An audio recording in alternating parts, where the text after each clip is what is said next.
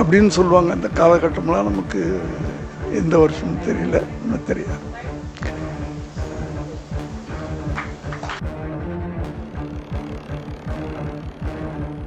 அப்படின்னு சொல்லுவாங்க. அந்த காலகட்டம்லாம் நமக்கு எந்த வருஷமும் தெரியல, இன்னும் தெரியாது.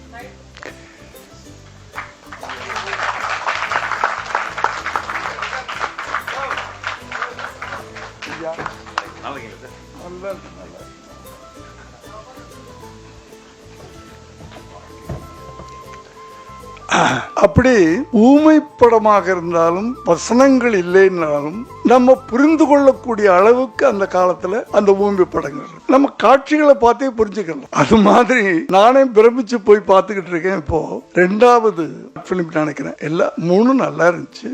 இப்ப இளைஞர்கள் வித்தியாசமா நினைக்கிறாங்கல்ல, திங்க் பண்றாங்கல்ல. நான் மற்றவங்கள இருந்து வேறுபட்டு என் படம்